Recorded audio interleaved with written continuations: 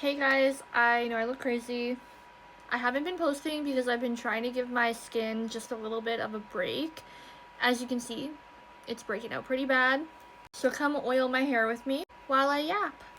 Okay, so I saw this TikTok and it was about this girl that was saying, like, growing up, if you were bullied, sometimes you just can't really let certain things go. Like, they kind of stick with you. Like, maybe you can forgive that person, but you'll never forget.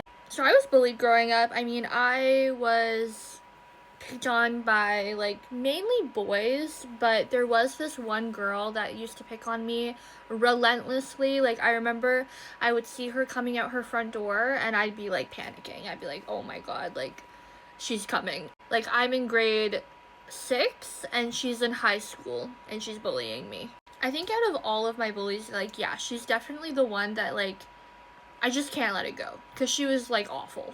So at the time of this all happening, I lived with my grandma. We didn't have a lot of money. We didn't have our own laundry. It was a shared laundry unit, just like a lot of apartment buildings have, which took only coin. So sometimes we didn't have enough money to do the wash and the dryer. So sometimes we would just do the wash, and then to dry our clothes, we would hang them on the shower curtain rod.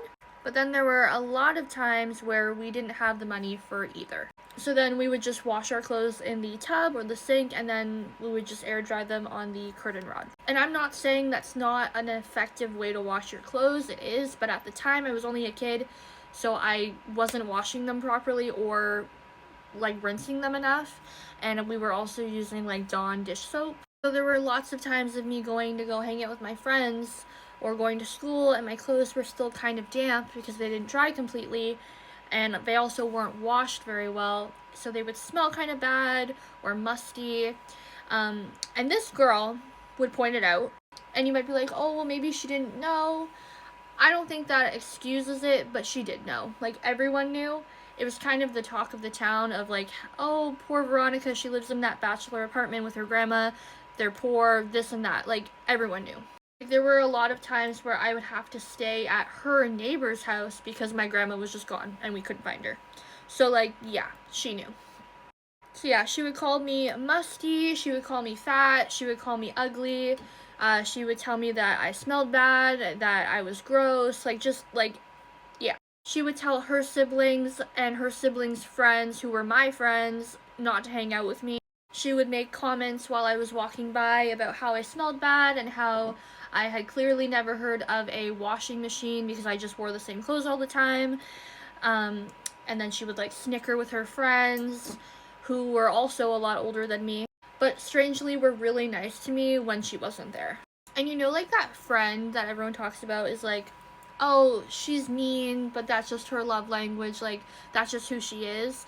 Like, that's how she would be. Like I said, when she would leave, her friends were really nice to me, and they would make apologies for her and excuses for her, to like justify how she is, because they'd say, oh, well, she's bullied at school and this and that. Like, I was bullied at school and I didn't seek people out to like harass them.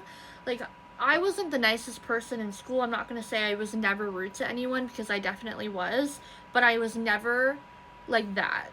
If she would come outside and I'm like, great, like, my whole day is ruined because she's just gonna like not let up. Like, I remember this one time her family was having a water gun fight in the neighborhood. All the kids could join in, but the minute I wanted to, she was like freaking out, like screaming, no, you're disgusting, you're gross, get away from me, you smell bad, you can't play with us. And her dad, or her stepdad, and her mom literally were right there, and they didn't care. And you might be like, well, why did you even want to join in if she was such a piece of shit? Like, it was because all of my friends were playing, and it was a big neighborhood, and there were lots of kids playing, so I didn't think much of it. I just thought, oh my god, my friends are playing, I want to play. But yeah, I didn't end up on playing. And because her stepdad was my friend's dad, so it was like, he's known me for so many years. Like, I've slept over at his house so many times, so I didn't really think there'd be an issue. But then when she started freaking out like that in front of him and he never said anything, I was like, oh, okay, never mind, like, we're good. And I think another reason why I really can't let it go is because, like I said, she didn't just bully me, but she also bullied my brother. And my brother was bigger back then, and she would like target him on that. Like, she would be ruthless to him about it. But she wouldn't just attack him with her words, she was also physical. So at our neighborhood, we had these like little enclosures that we would call echoes.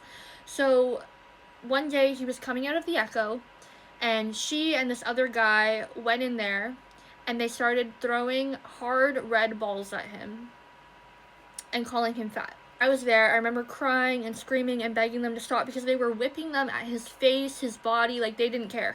And again, we tell her parents and they don't care. So I just don't know if I'll be able to let it go. Like, I mean, it's been such a long time and I feel sick thinking about it. I think because on top of that, like, I was going through so much at home that it was like I didn't feel safe anywhere. So yeah, I don't think I'll be able to let it go. Like, I hope she's doing good now. Like, I hope she's like changed and is a better person. But yeah, I probably would never be able to like fully let that go.